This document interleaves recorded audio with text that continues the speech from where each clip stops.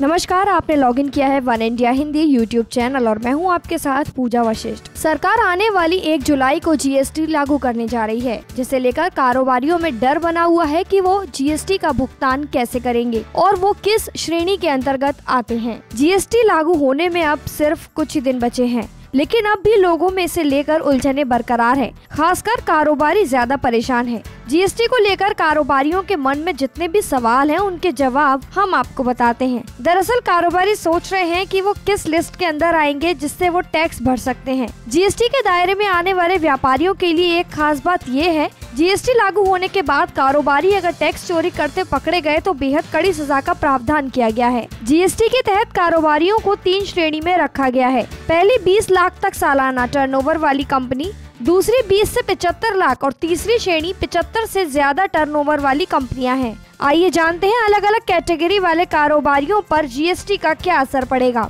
20 लाख तक सालाना टर्नओवर वाली कारोबारियों पर असर। जहां तक 20 लाख से नीचे के दुकानदारों का सवाल है तो उनके ऊपर टैक्स का कोई फर्क नहीं पड़ेगा। वो पहले भी टैक्स नहीं देते थे और अब भी जीएसटी की छूट वाली श्रेणी में पड़ेंगे। उनको अब टैक्स देने की कोई जरूरत नहीं पड़ेगी। जीएसटी आने के बाद 20 लाख तक सालाना टर्नओवर वाले कारोबारियों पर इसका कोई फर्क नहीं पड़ने वाला है। अब बात आती है उनकी जो 20 से 75 लाख तक सालाना टर्नओवर वाली कंपनियों पे आते हैं। ऐसे व्यापारियों को मौजूदा कानून के मुताबिक सामान बेचने पर वैट और कई दूसरे टैक्स देने पड़ते हैं। वैट बचाने के लिए ऐसे व्यापारी या तो ग्राहकों को बिल नहीं देते थे या फिर अपने पास मौजूदा सामानों की बिक्री को नहीं दिखाते थे। नतीजा बचा हुआ पैसा इनके खाते में रह जाता था। लेकिन जीएसटी आने के बाद ऐसा करना नामुमकिन हो जाएगा। इन व्यापारियों के पास सिर्फ 2 ही विकल्प होंगे। पहला, जीएसटी में रजिस्ट्रेशन कराएं, इससे ग्राहकों से जीएसटी चार्ज कर पाएंगे और इनपुट क्रेडिट भी ले पाएंगे। दूसरा ये कि सरकार की कंपोजिट स्कीम लाने का दूसरा विकल्प होगा। इसमें उन्हें सालाना टर्नओवर का 0.5% टैक्स देना पड़ेगा, यानी 75 लाख के टर्नओवर पर सालाना 37,500 रूपए टैक्स देना होगा। इसके अलावा और कोई टैक्स नहीं मिलेगा। जो इन्होंने अपने प्रोडक्ट में जीएसटी दी है उसकी क्रेडिट नहीं ले सकते और न ही वो अपने कस्टमर से जीएसटी चार्ज कर सकते हैं। ये जो 0.5% है उसे ऐसे समझा जाए कि ये 0.5% उनके फायदे से जाएगा। अब बारी आती है 75 लाख से ज्यादा सालाना टर्नओवर वाले कारोबारियों की।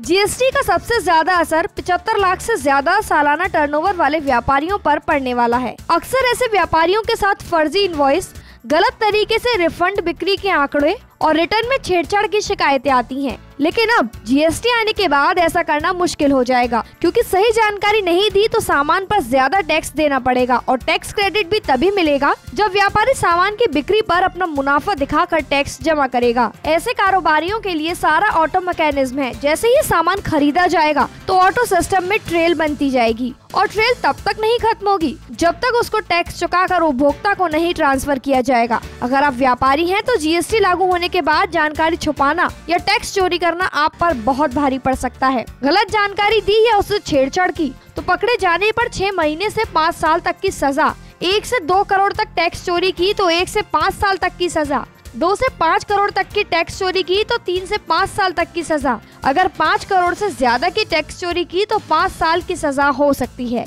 आज की डेट में रजिस्ट्रेशन के लिए जो प्रक्रिया बनाई गई है उसके तहत पैन नंबर और आधार लिंक नंबर होने के बाद कुछ मुश्किल हो सकती है। मुश्किल हो जाएगा कि गलत रजिस्ट्रेशन पर आदमी पहचाना न जाए और उसकी गतिविधियां कंट्रोल न हो पाए। यानी साफ है कि जीएसटी को लाकर सरकार का मकसद देश में व्यापार को ज्यादा से ज्यादा पारदर्शी बनाने का है। जो लोग टैक्स की चोरी करते हैं उनके लिए ये स्कीम खतरनाक साबित हो सकती है। हालांकि कागजी कार्रवाई बढ़ने से व्यापारियों को इससे परेशानी तो होगी, लेकिन टैक्स चोरी को रोकने में भी मदद होगी। साथ ही अगर दूसरे शब्दों में कहा जाए तो इससे भ्रष्टाचार को भी रोका जा सकता है। इस खबर में फिलहाल इतना ही। देश, दुनिया और राजनीति से जुड़ी अन्य खबरों के लिए देखते रहिए one India Hindi YouTube channel.